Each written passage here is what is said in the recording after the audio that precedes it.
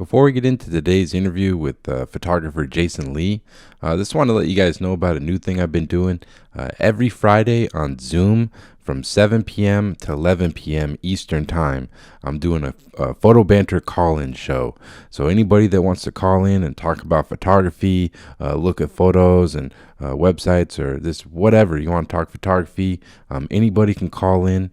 It's on Zoom. I put the link in my Instagram bio. So if you go to the Photo Banter Instagram page, you can click the Zoom link. And it's been a lot of fun. We just get different photographers calling in from around the country and just kind of talk about photography or whatever and look at pictures. So definitely check it out. Like I said, every Friday on Zoom from 7 p.m. Eastern Time to 11 p.m. You can go to my Instagram page, the Photo Banter, and click the Zoom link. And be great to talk to anybody who wants to talk photography. And without further ado, we'll get into the Jason Lee interview. Welcome to the Photo Banter podcast. I'm your host, Alex Gagne, and on today's podcast, I speak with photographer, actor, and former pro skateboarder Jason Lee. In today's podcast, I speak to Jason about his new book titled In the Gold Dust Rush, published by Stanley Barker, featuring a selection of Lee's unpublished black and white film photographs of the American landscape.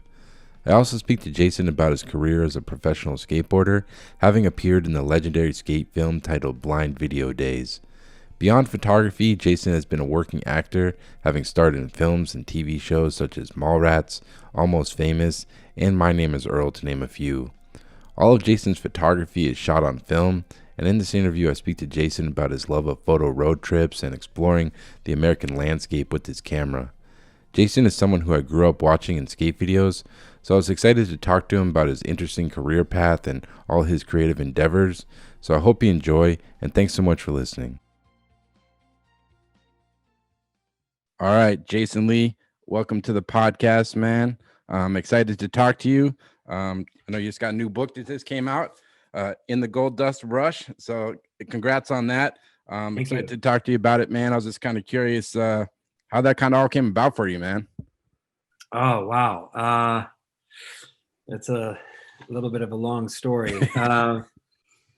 Let me think here. Well, in 2018, I was living in Texas at the time, and I got a direct message on Instagram from Gregory Barker of Stanley Barker, the publisher. Yeah. And said, "Hey, Jason, hope you're well. I wanted to see if you'd like to talk about maybe doing a book."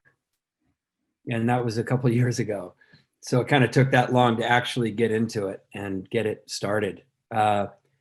So yeah, I guess they had seen some of the black and white stuff that I had on my website, and they were drawn to it in some way, and reached out. And that was really flattering. I had seen their books and knew that they made really, really nice books. And but it took 2 years for it to actually come out. That's interesting. So they kind of reached out to you to kind of work on a book, and you kind of had the concept from there of like what you kind of wanted the photographs to be, kind of once they reached out pretty much, or was it kind of some existing photos you kind of had already been working on, I guess? Yeah, existing photos. I think I started originally with large format Polaroids back in 06 in California. I was shooting 8x10 Polaroids out on the road. Yeah. And then shooting, and then that was 2006, 2007. And then in 08, I really started shooting a lot of black and white conventional films. Yeah.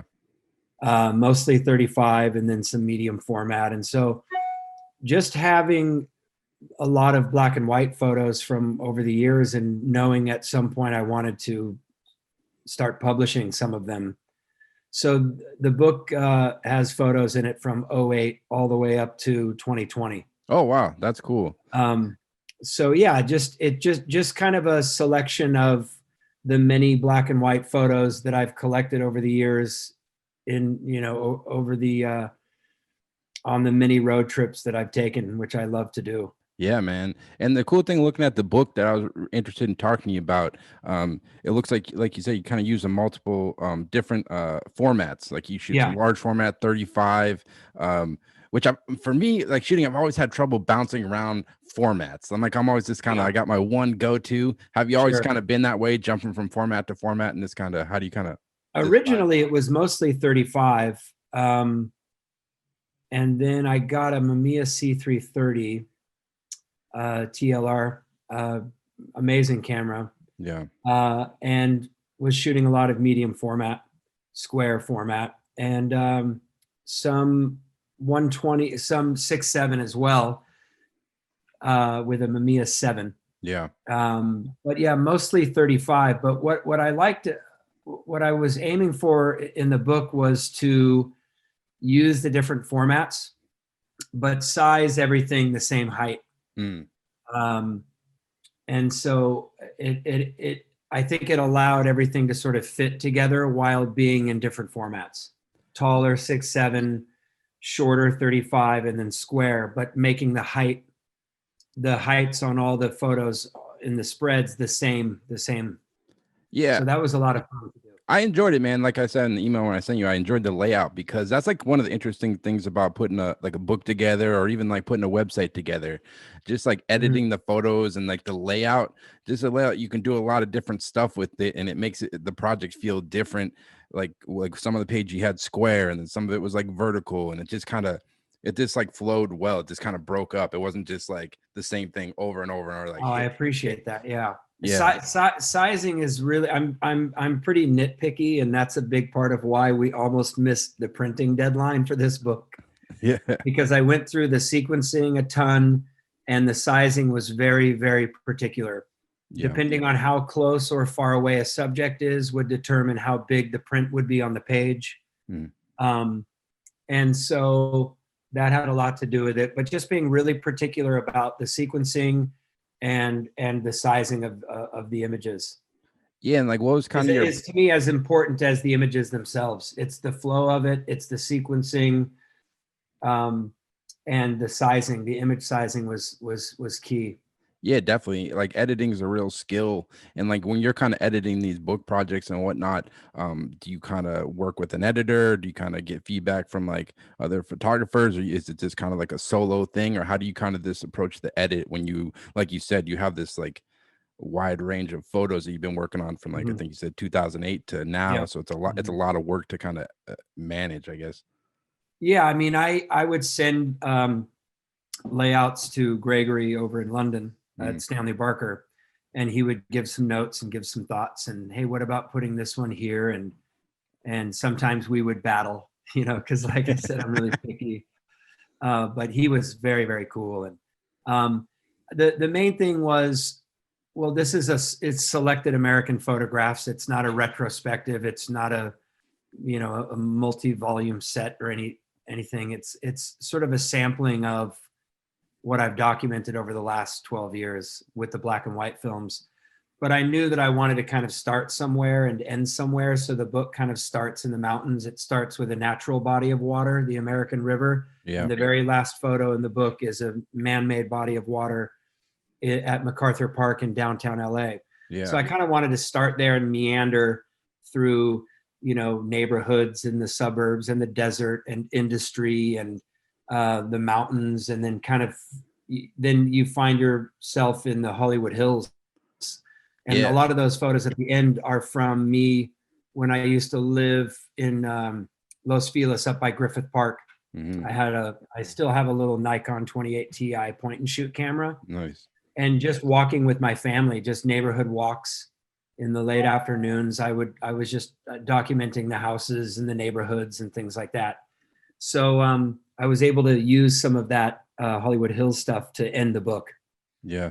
No, yeah, it was amazing. Yeah, because that was an interesting thing looking at it, is there was some stuff where it's just like this very like landscape, like rural. There's no buildings or man. It's really just nature. And then then you kind of slowly kind of gradually get into it, and you see like neighborhoods, and then like some old gas stations where people used to be, but now it's kind of like desolate. Yeah. So it was my photos are usually pretty empty. Not many people in the photos. Yeah. Yeah. Cause I was looking at some of your older work. I know you have done portraiture in the past. Like you had some cool portraits of like Dennis Hopper and was it Julian Schulman, the architectural photographer. Yeah.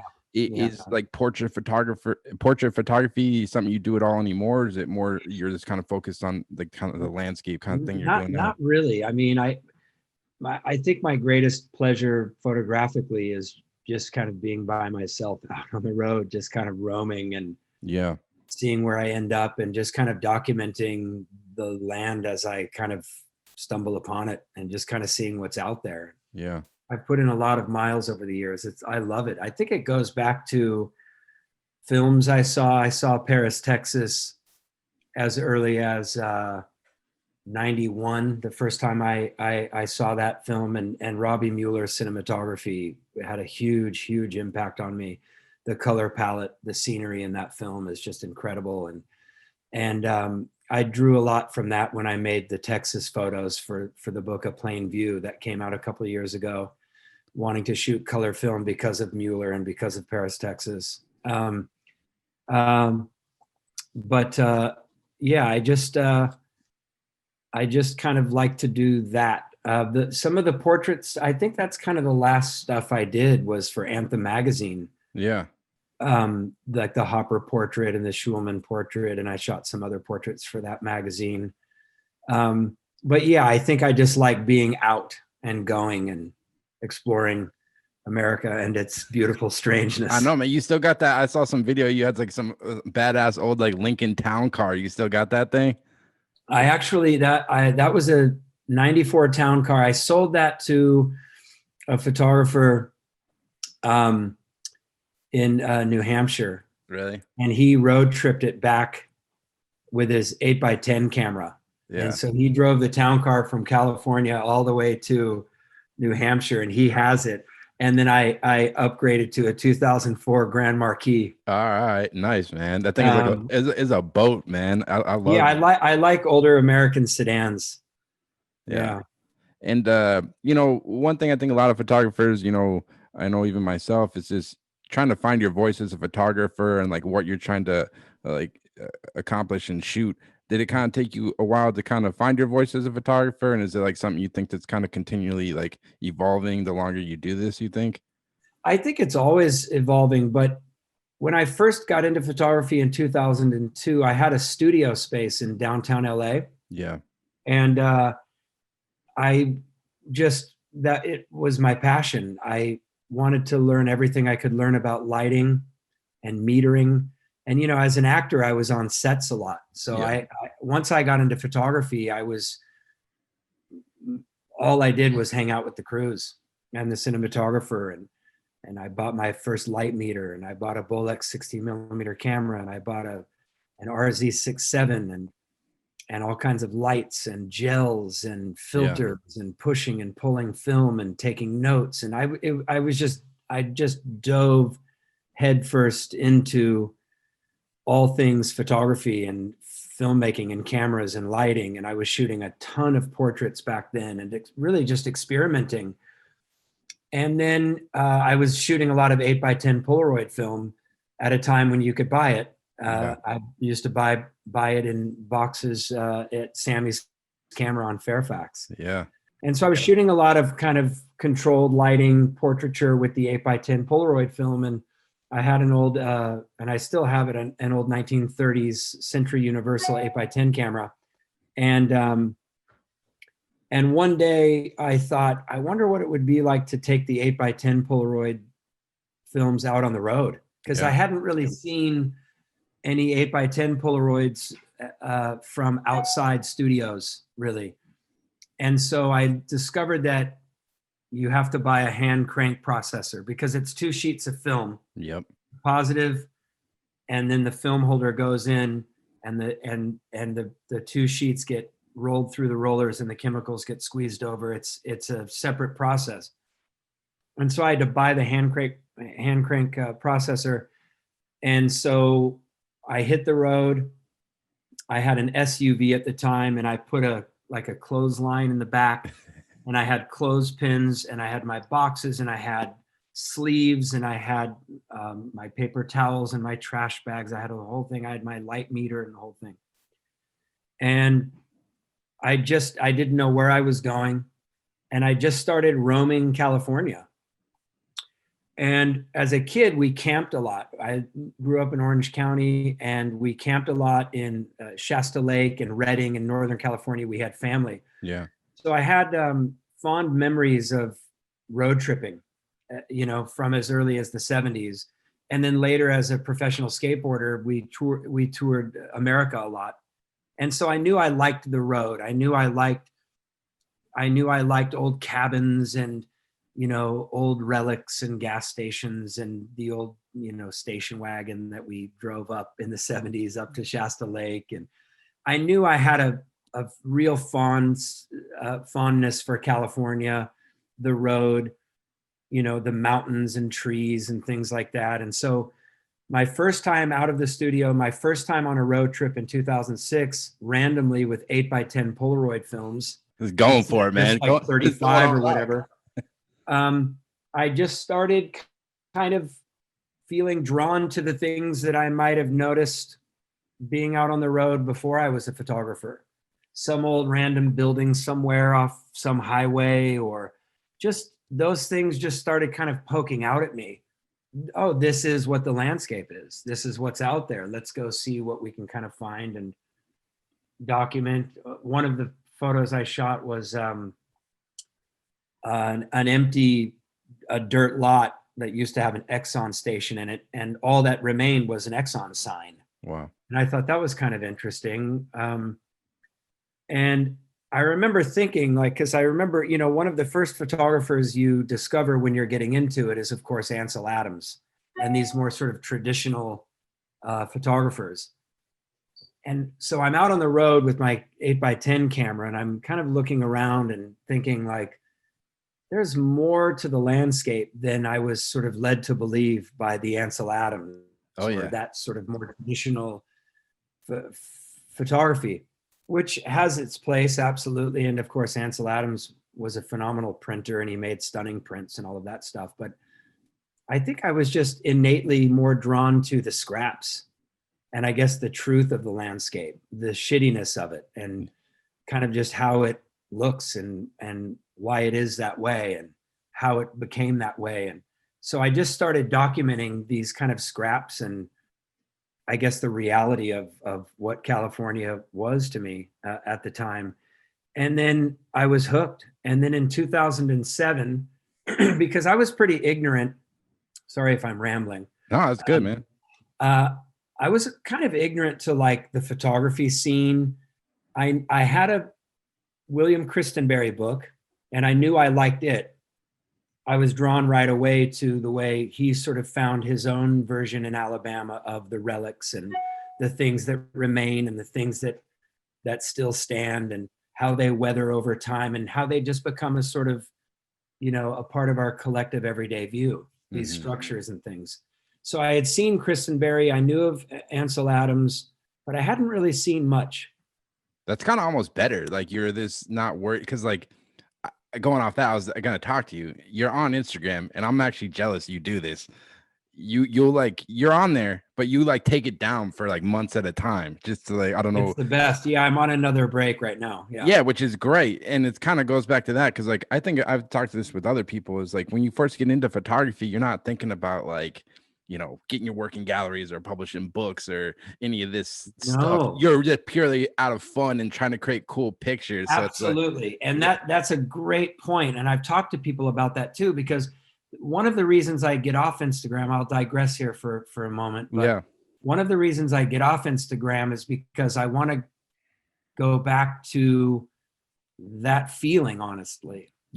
When that first road trip, when I was exposing these 8x10 Polaroids on the side of the road somewhere in the middle of, the desert or wherever in California, the brain didn't yet know to go, oh, I need people to see this right now. Yeah. We didn't video. I had a BlackBerry in 2006. Do you know what I mean? The brain didn't yet know to want to kind of compulsively share everything that you're doing at any given time. Yeah. It was more the pleasure of discovery. I'd peel the Polaroid. Oh my gosh, this looks great. At most, you would have thoughts like, man, I hope one day people see this stuff. Do you know what I mean? Now it's right this second, people are going to see this stuff. Yeah. And so just the innocence of just being out there, discovering, photographing without a game plan or an agenda, not knowing if it'll ever end up in a book or a gallery, and certainly not on a phone. It was a really good formative time, I think, for me, that first road trip in 2006, feeling connected to the state that I grew up in, the state that I road tripped in, going back to the 70s on camping trips, and being out there with a camera and kind of looking at the landscape differently as a photographer was exciting. It was like the first time I went out as a touring skateboarder. Yeah. Like, where are we going to end up? What's the motel we're going to stay at? What skate spots are we going to find? When we get to the town that we're going to stay in, that enthusiasm for it, I very much had, and I still have. That's why I road trip often every year still, and shoot as much film as I can. But now circling back, so I do this first road trip, and I don't know what any of it means. I'm just simply documenting what I think is interesting for whatever reason. I'm in San Francisco. I go to the Henry Wessel retrospective at the San Francisco Museum of Modern Art in 2007. Mm-hmm. And I'm looking at all the black and white prints, and I'm going, oh, okay. So what I think I was feeling, other people are feeling it too. Here's somebody like Wessel that's really, his work is so beautiful, and I love that he always overexposed and pulled his films, so he has kind of a flat, kind of slightly washed out palette. I liked that. The prints were beautiful, and just the ordinariness of it. I was really, really drawn to that. And then I bought the book, the catalog from that exhibition, and I was working on My Name is Earl at the time. Mm-hmm. And in my trailer, whenever I wasn't shooting, I was just poring over that book. And I read Sandra Phillips' introduction in that book multiple times. And then it's from there that I learned about John Charkovsky. And then I started reading all of his stuff. And so I kind of felt a kinship with the Wessels and then Robert Adams, these people that were kind of, didn't seem like there was much of an agenda or any really a kind of conscious style or something, just kind of documenting the America that they happened upon. I know that Robert Adams' The New West was more concentrated on a specific area and a specific thing happening geographically. But for the most part, his stuff and Wessel's stuff, I really identified with, along with Christenberry, because it just felt like an innocent kind of documenting of just what's there. And that's when I realized that landscape has value, and it's not just what Ansel Adams is doing. Yeah. No, definitely. Yeah, I think it's like important, like you said, you started off like you had the studio and you're shooting with lights and stuff. Mm-hmm. And I think like as a young photographer, it is important just to like play with all those different stuff and explore it and see what kind of works with you. And then you slowly kind of build and like you can kind of maybe you'll go back to it sometime. Who knows? That's the cool thing about photography. Yeah. But it felt good. It felt like a kind of schooling, Mm-hmm. like picking the brains of the crew people and the camera guys, and really, really exploring all of that was definitely beneficial. Yeah, definitely. And like when you're like you say, you're kind of learning on sets, so you're like a working actor and things like that. Do you ever have like dreams of like directing features and things like that, or not so much? Absolutely. I mean, I've done some stuff with my Bolex that I still have, and with digital video stuff that I've directed and produced, some short documentary stuff and things like that. I absolutely love that. Yeah, I would absolutely love to direct a feature. I mean, cameras and film and just all of that is always very inspiring to me. Yeah, definitely. Do you feel like if you're gonna do, because like all the old stereo videos and stuff, you were shooting some of the footage of that, like the B-roll stuff yourself, right? With little automatic Super 8 cameras. Yeah. That stuff was fun, man. Like skate, I think I grew up watching skate videos, like definitely seen Video Days, and grew up watching all the Transworld videos and stuff like that. And the cool thing about like skate videos, it's just like so raw. It's just like it's just like buddy camera, and it's just kind of this. Yeah. That's like the cool thing about it. Like, do you still kind of look at skate videos and stuff these days, or? Yeah, I do. I mean, everything now is on Instagram, Yeah, for the most part. it's a bummer, man. Like, you don't really. I remember back in the day, like when that new VHS tape hit, you were like Yeah. at the skate shop ready to Uh, go. It was like an event. oh, and we'd make copies of videos and of our friends' videos, and yeah. I mean, uh, there's still, of course, some great things happening within that world. But I mean, Greg Hunt, of course, has done some amazing things with skate videos. Yeah.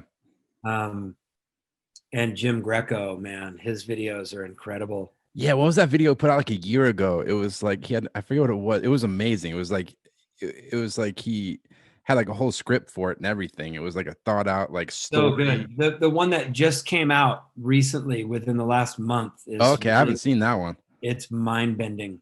Yeah. It's so good. Yeah. It's so good. But yeah, I love skate videos. That was the stereo video where we were shooting the Super 8 film and stuff like that. That was probably a little bit of a seed that had gotten planted. Hmm. Um, but I wouldn't buy my first like 35 millimeter stills camera for another 6 or 7 years after that stereo video came out. But yeah, I liked film. I liked, like I said, Paris, Texas, and Hmm. watching films. Mark Gonzalez turned me on to Paris, Texas, and a lot of films because he was always watching VHS tapes at 3 a.m, like some random movie. And Yeah. I'm just, lots of seeds were planted, I think, from those early skate days. And then it would eventually turn into or become the photography that I remain passionate about to this day. Yeah, because like even when you're like a pro skater and stuff, like who were kind of some of the skate photographers back then that you were kind of working with? Because I would imagine they're shooting photos of you. Tobin Yelland and Gabe Morford were the main guys in the stereo days, and they were doing a lot of incredible stuff with us. Then before that, it would have been Spike Hmm. Jones and O, legendary photographer, Grant Britton, Oh yeah, legend. all the big heavy hitters. Yeah. I miss that style of like skate photography. Like in the early 90s, it was like fisheye with like the photographer with like one Oh flash, like yeah, with the cord and bolting up the everything. It flash. was just like Yeah, so raw. I love looking at all yeah, those it old was photos, great. man. Yeah, Yeah. Like when you yeah. look back I, at those videos, like video days and stuff, which is like such a legendary video now, like when you look at it, like what do you kind of remember most about those times, I guess? Because it's just people talk about it so much now. Like, what do you kind of remember about it, I guess? well, I was kind of like at 2021, I was kind of just on that cusp of like starting to mature somewhat. Like Mark was a couple years older than me and was already very knowledgeable about music and already a great artist, and I was slowly starting to understand the importance of art because of Mark, but I was still very much focused on skateboarding and wanting to like be the best skateboarder that I could be. Yeah. So I was sort of walking that line.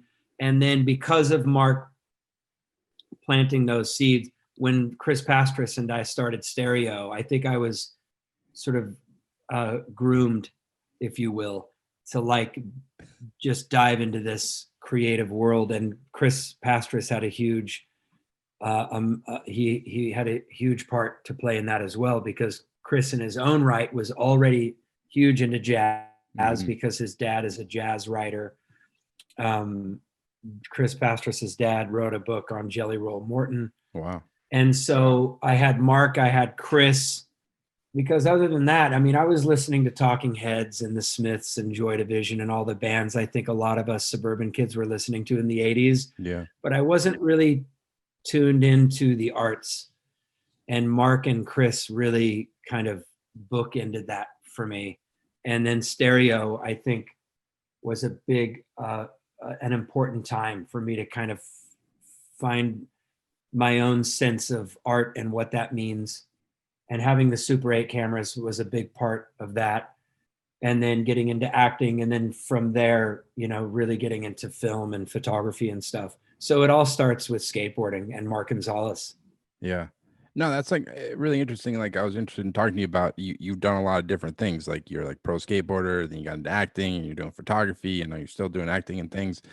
Like has it ever been like daunting when you're like kind of stepping into a new world? Like when you went from skateboarding to trying to do acting, like do you kind of ever have times like doubting yourself as an actor or doubting yourself as a photographer when you're trying these new mediums and things like that? Or did you kind of always just have the confidence in yourself that you'd be able to I kind mean, of, with the acting thing, I was absolutely terrified. yeah, You know what I mean? But I think I was, so green and so naive that I don't think I had the I don't think I had it in me. I don't think I really had the capacity to overthink it and like be uh like I didn't I was just green. yeah, Like I just wanted to have fun, you know what I mean? And so I think that helped me audition and stuff. I was nervous always because you are when you're performing in front of somebody. Um, but I think I was just so green and kind of just dumb and naive. Like I didn't have I had the benefit of not overthinking it. You know what I yeah, mean? So I just kind of said, yeah, let's just try it. It seems fun. Let's do it. I auditioned for Mallrats and somehow ended up getting the part of Brody, and that was my first movie audition. And then when we got to the set and it was time to start really getting into it and filming, I was just terrified. I mean, yeah, I couldn't forget that the camera was right there. It was really a hard process. Absolutely. It was really, really terrifying. But somehow I made it out alive, But yeah, that first experience was tough for sure. because And what then yeah, are you, getting into photography, you go through those growing pains and mm, you question things. And I think you still do. yeah, You still do, but you just have to do what feels right. That's the mantra. I think that's the word. yeah, man, this, You yeah, just have to yeah, do because what feels right. yeah, because all the any creative endeavor, man, it's a competitive field. Like acting's It probably more is. competitive than anything. Like I've never delved into that, but you read about it, like so many Yeah. people want to do that, and with Yeah. photography, and it's just like, yeah, I don't know. He's got to brick by brick, I guess, and just kind of get after it and it's do. Absolutely, brick by brick, and not ever um, apologize. Really, like if you like a frame, shoot it. If like you just do what you do. That's what I love so much about skateboarding. It's so independent. It's so individual. Yeah, People have their style. They develop it. They skate the way they skate. They control their destiny in skateboarding. They do what they do. yeah, They make the choices that they want to make. Some skaters don't. I think some skaters are a little bit confined to formalities and things, with skateboarding being really, really commercial now. yep, But for the most part, skateboarders are kind of just doing their own thing. And I think that's what photography should be as well. yeah, Um, or painting or whatever. You do what feels right. And if it makes you happy, great. Some people will dig it, some might not, but you just do what you do because it feels good and it's fun. That's really what skateboarding taught me. yeah, definitely. Try to Yeah, do yeah, that because with photography. yeah, because it's like, are you ever thinking? Because this is where it gets weird. Like when you first off in photography or whatever creative endeavor, you're just doing it for the pure fun. But then, Yep. like, if you want to turn it into a living, I've definitely Yeah. fallen into these traps where I'm like, all right, if I do this, maybe I can make money doing this or whatever. Like, do you ever even think about that aspect of like, does the book publisher want this type of work, or does the gallery want this type of work, or you just try to blank that out and just pretty much just do your thing? I mean, if you're working with people and collaborating, you have to sort of, there's going to be a middle ground in some ways. Mm-hmm. But yeah, you try to stick to your guns, Yeah. and you try to, if you're basing it on that feeling, that excited feeling, that's usually a good sign. You know what I Yeah. mean? Like even laying out this book, as daunting as laying out a book is, I mean, it's 6 months of work. Yeah. It's picking the photos, it's getting the scans, it's doing the sequencing, it's sitting at your computer while homeschooling your kids Yeah. during a pandemic, and going back and forth with the publisher via WhatsApp and email and phone call and sending files and Yeah. WeTransfer files and Dropbox, and it's making a book is not easy at all. No. And then there's things that are out of your control, like you're going from film in a camera to printed images in a book that are being printed in Italy, and you're not on press because there's a pandemic and a flight to Italy is not cheap. Nah. Yeah, because You know what I mean? And so you, if you lose in that process any sense of enthusiasm, you're fucked. You yeah. know what I mean? So I'm laying out the book and I'm remembering the road trips and I'm loving certain photos in that sort of very particular way. And I'm excited. I mean, if it's not exciting, shooting, making books, making prints, having exhibitions, if it gets too heady, if it's not fun, if it gets too analytical or overanalyzed and it's not just fun, Yeah. then what's the point? That's how I try to do it. You can tell, like, a lot of the photographers I really like and enjoy, you can tell what they're shooting. They love it, and it just inspires them, and it shows in the work. And it's just like, so I think if you're excited about your work, I think it will kind of show, you know? I think so. Like, I mean, to this day, like I said, my greatest pleasure photographically is like just driving somewhere and literally staying in a shitty motel Yeah. in some rundown little town. Wood And panel you've been wall, wood driving panel all walls, day. man. Huh? Some old like wood panel walls and those like old like It's the best. It really is the best. I mean, with the Texas photos for that last book, I think I did 5,000 miles around Texas damn. in my old town car. Yeah. With my old speed graphic in the trunk, and I shot close to 300 sheets of 4x5 film in about a month's time. And I would drive 12 hours and end up in some random town somewhere up in the Panhandle and stay in some motel. Yeah. And some of the motels are just not clean in some of these small towns. But the thrill of it, I mean, still to this day, when I see something I want to shoot, I stop, I get excited, I take my camera out and I'm smiling. Yeah. I mean, with skateboarding, it's the greatest thing that's ever happened to me. And the joy that brought, it's incomparable. And I'm the same way with photography. I still get really, really excited to travel, shoot photos, make prints, make books. It's like, it's so exciting. I go through withdrawals, man. Like if I go a little while without like shooting something that I'm like proud of, I'm like, fuck, man, I need that like juice. You know what I mean? Yeah, that juice is so important. And so with the black and white stuff, I mean, I think the reason why I was so excited to publish at least some of it was because it brings back memories. And you get a certain feeling when you see the photos and you remember that time and my kids were this age. And that was on a road trip when my son, who's now 17, was 5. Wow. And we drove up to Portland, Oregon. We were on a road trip and he had a little point and shoot.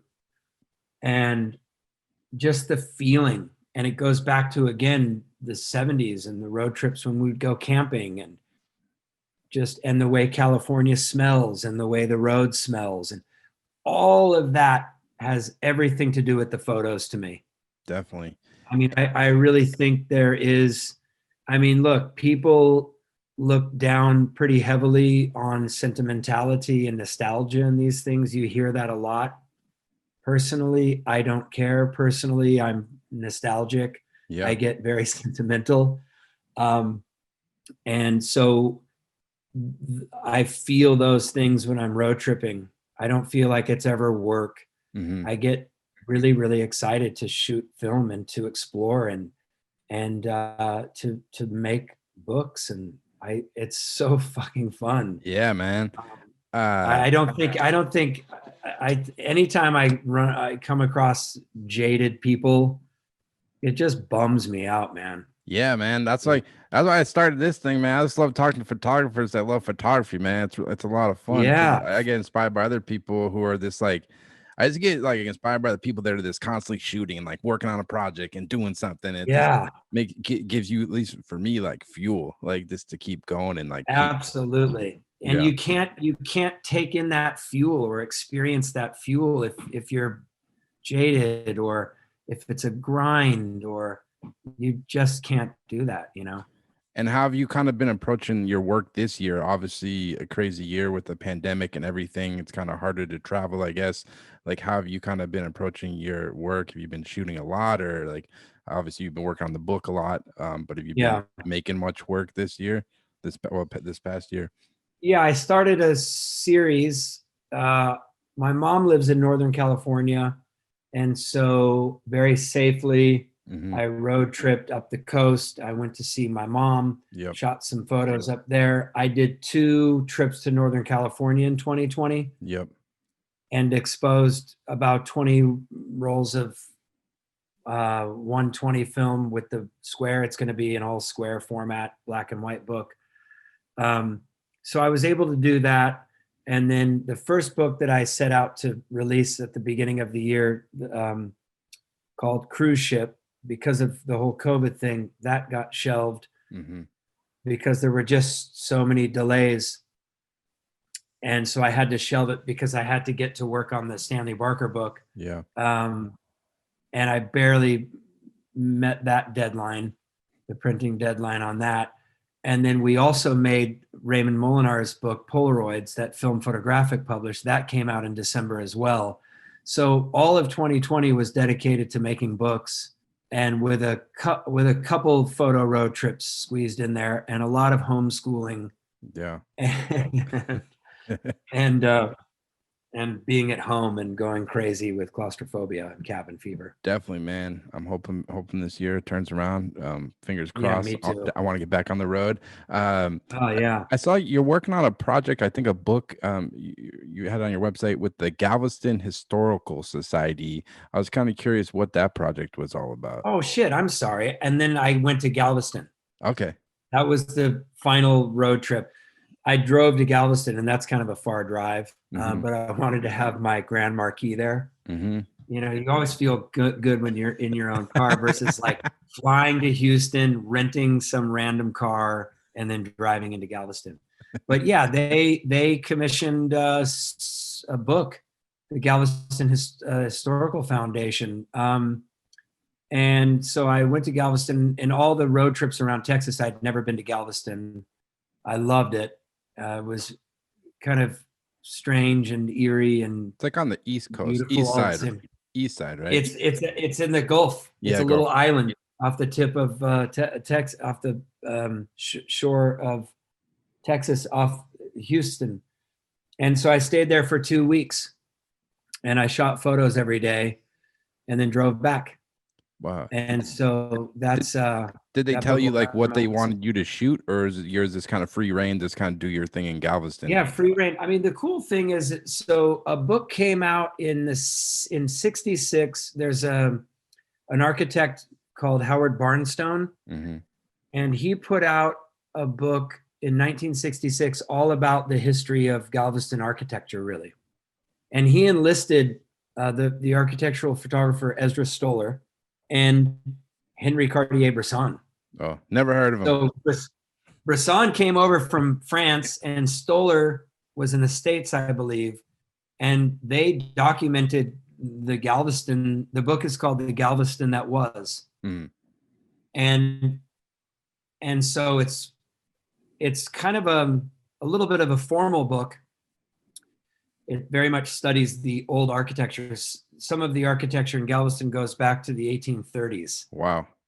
It's got kind of a New Orleans kind of vibe. There's a lot of very important architecture there. But like anywhere else, it's got its suburbs, it's got its industry, it's got its scraps, it's got its questions, Yeah. right? So I said, look, the Galveston that book was great because Bresson's stuff was more like street photos, Mm-hmm. but with the architecture kind of always present in the photos. The Stoller stuff was more kind of straightforward 4x5, like details of the architecture, that approach. So the two were kind of working off of each other. And I got the book and I loved it. And I said to the foundation, look, I'm not, if you're interested in me going out and just shooting the architecture, that's not necessarily what I do. I'm going to try to be as honest with all of Galveston as I can be. I want to shoot it from tip to tip, end to end, top to bottom. And I kind of want to just shoot the way I would shoot anywhere else, discovering it, exploring it, documenting the contrasts between old and new materials, this landscape versus that landscape, the real kind of true lay of the land of Galveston. And they said, go for it, whatever you want to do. Wow. So that was really cool. Yeah. So even though it's for the historical foundation, they like the idea of kind of showing Galveston as it is. And so I brought the 4x5 camera and my M6, and I shot a bunch of black and white film and a bunch of 4x5 color film, and I'm already working on that book. Oh wow! So like an idiot, I take on way too much stuff. Hey, that's good, man. Yeah, you do a lot, man, and because you're still actively acting and you're still running stereo skateboards too, right? Yeah, it's I mean, thankfully, and I'm always giving Pastris as much love as I can because he does a lot of the work for stereo. Yeah. But yeah, I mean, I'm trying to just stay busy. I turned 50. My wife and I have 5 kids, so that's busy. Damn. I've got the photography. Damn, thanks for making time to do this podcast, man. Right? I mean, but honestly, like, not to sound too what's the word I'm thinking? But yeah, you have to stay busy to kind of stay feeling young or whatever. Yeah, definitely, man. And I do that creatively with the photography stuff more than anything. And to touch on acting, because I'm interested by it, because I don't know anything about acting at all. What do you enjoy about it? And like, because you've been doing it for a while, and is like acting a thing where is it kind of like a muscle? Like if you don't do it for a while, can you get rusty at it? Or like, what is it? You could probably get rusty. I mean, the acting thing was, watching films and really being curious about the process, watching actors and wondering what that would be like to do that. And then so I just tried to get into it. And I got some auditions and somehow it started happening. It's so unbelievably fun, but it's tricky because you're one piece of a huge pie. Yeah. There's a lot of moving parts. And on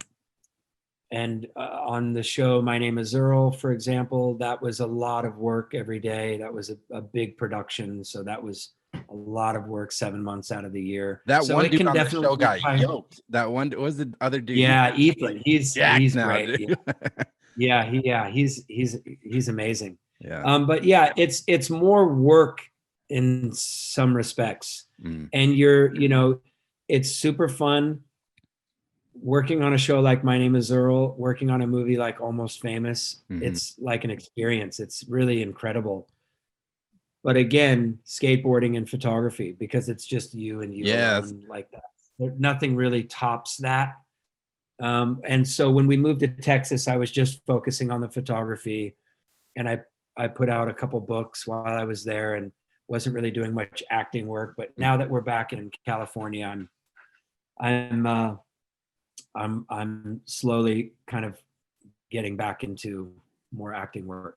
That's cool, man. Like when you were reading scripts and stuff, can you tell by reading it, like if it's going to be good? And have there been times when you read the script and then they made it, and then after you're like, what happened to that? Or can you kind of tell from the get-go from reading the script that's like, oh, this is going to be good? There's so many moving parts, man. Yeah. You don't always know. Yeah. You don't with anything creative, you don't always know. People have different tastes, or somehow something goes awry and the movie doesn't quite turn out the way you thought it would. Or, I mean, there's always room for that with any creative medium, I think. Yeah. But for the most part, you kind of know. I Hmm. remember having the Boogie Nights script, Oh, wow. and I was really green and new, and I didn't really know how to read a script, really, I don't think at the time. I remember reading the script and going, how the fuck is this going to work? What is this? And of course, Boogie Nights is one of my favorite movies. Yeah, man. Yeah, it's a badass movie. Couple more So questions. I'll good. let you go. Yeah, Uh, oh no, all good, man. cool. You did another cool project in Oklahoma, called OK. I was just kind of curious. Yeah. I love the photos in that project. I was just kind of curious what kind of drew you to Oklahoma. The Philbrook Museum of Art in Tulsa. Tulsa's a really great city. They had seen the Texas stuff and they were like, hey, why don't you come up to Oklahoma and kind of roam around here the way you did in Texas and kind of just spend some time shooting photos and maybe we'll do an exhibition. And so I said, great. And the Oklahoma thing was cool too, because it's after shooting those photos, and it was really no different than roaming Texas or roaming California or roaming whatever, just driving around and shooting photos. Um, but it was cool because I realized like, oh, it was really being in Oklahoma that kind of solidified for me that America is one landscape Hmm. and that Oklahoma is really just additional photos to be included in what I started shooting back in 2006 in California. Yeah. And I really like that idea that America is one landscape. What you see in Oklahoma, you can find in Alabama, Iowa, California, Arizona, New York State. It's one landscape. And so all you're doing is collecting images of where you happen to be with your camera at any given time as you're roaming America. This is what the American landscape looks like. It's no longer about here's what Texas looks like. Here's a series of Oklahoma photos because you're not concentrating on something that is specific to Oklahoma Hmm. or specific to Texas or specific to California. You're just kind of going out and documenting. Yeah. And so it was a cool thing to have sort of realized that. And so everything that I do moving forward and will continue to do really just becomes additional pieces to Yeah, man. include in the puzzle. Yeah. And you're just collecting work And and just letting the landscape do what it does. Like it's it's doing all the telling. You're just kind of documenting it. It's there and it is what it is and it means what it means. And you're just kind of there collecting photos of it, really. And how do you know, like, when you're doing these projects, like, how do you know you're ready to like make it a book, or like, how do you know when you're done with the project? I guess, or I guess, kind of like you're saying, your works it's just kind of like a continuation, pretty much. It's like the okay, and then like you got this Yeah, book. well, like in Galveston, you're like, okay, I've been here for 2 weeks. Hmm. I I think I made, including all the 35, which is mostly what I used. I think I made something like 870 exposures or something in two Yeah, weeks. Um, and like it's a lot of it. But I mean, yeah, you get homesick, or you're okay. I've seen all of this, or but really, it's like, oh, I feel done. yeah, I feel like done. Let's pack up and drive home, kind of thing. Um, Texas kind of felt the same way. I didn't explore all of Texas because, again, it wasn't about that. It was, I spent this amount of time roaming Texas, exploring Texas. It was incredibly inspiring. Yeah, hmm, I kind of feel like I'm done now. yeah, It's more of a feeling, I think, versus like how many exposures you got, or did I see every last nook and cranny of this place? Because then it becomes too much about the place versus the experience there of documenting. Even Galveston, which is only takes about 30 minutes to go end to end. hmm. I didn't see all of Galveston, but you just kind of feel done, I think, Yeah, it's at a like certain. if you're not interested in it anymore, move on and then shoot the next thing. It's just kind of like you're I saying. think so, yeah. Yeah, I think so. So even though the Galveston thing is specific to Galveston, and the Oklahoma book that will hopefully eventually happen will be specific to the Oklahoma border, the Yeah. borders of Oklahoma. It's an extension. It all plays to the same. It all plays to the same Theme. theme. Yeah. Yeah, it's like your last book. What this has to be? This is America. Like this have the whole joint, man. Northeast, the South, No, all but that. maybe at a certain point you do something like that where you sort of piece it all together. I mean, that's the black and white book that just came out. There's photos in that book from Oregon, New York State, Arizona, New Mexico, California, Colorado. Yeah, it's wild. It's all over. Yeah. And then I know you also started Film Photographic, which is like I think you guys publish books, and it's kind of an Instagram page that kind of shares photography.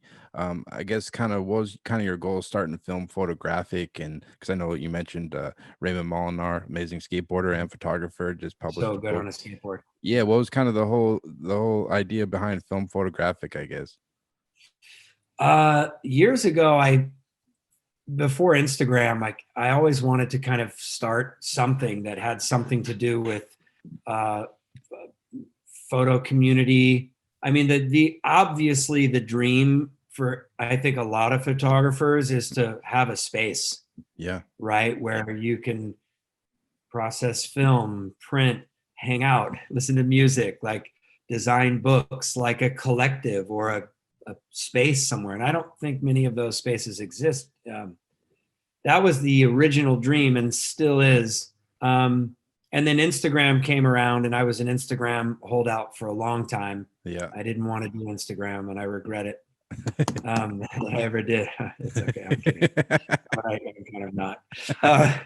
But I thought, oh, that'd be cool. I thought Instagram was like photos of people's cats and food. I didn't know really what it was. Yeah. And I had my iPhone, and I got the Instagram app, and I started searching what I learned were called hashtags.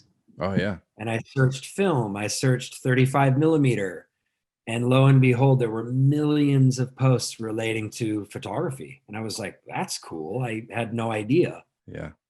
And so I said, well, to start, we'll have an Instagram and we'll post photos from people and support the film community and do whatever we can to help promote film and photography and stuff. And so it started that way. And then we published A Plain View and then Raymond's book. We've only published 2 books in the last 5 years, but again, I'd like to get to the dream of publishing more regularly and having, but Like it's hard, man. Yeah, no, it's real tough. I know, like so for now it's just the Instagram page and publishing some books. No, I think it's a great resource, like the books, and then people just sharing the photography, because I was looking at today and I found a bunch of cool photographers I never heard of before, and it's kind of opened my eyes. But there's some other cool stuff like that. I don't know do you ever look at Hamburger Eyes back in the day? You ever heard of Hamburger Eyes? I've heard that name. It's dope. It's this guy, Ray Potes. I'll send you a link. It's pretty badass. This guy, they've been doing it for like 20 years at this point. He started very cool website, and they had like a space at one point up in San Francisco. Oh, that's awesome. They published like zines of like all different types of photographers. They had like at one point, I don't think they have it anymore, but you could like rent darkroom space and like print books, and it was really cool.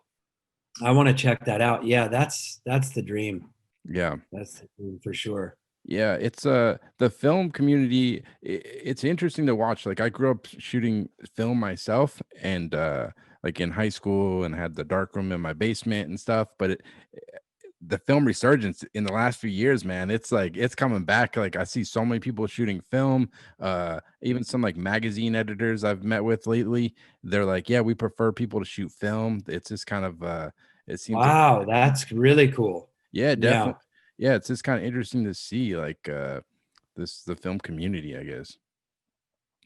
It's really great. I mean, film photographic's been a lot of fun to do, and I've met so many photographers through it, discovered so many photographers through it. It's been really cool.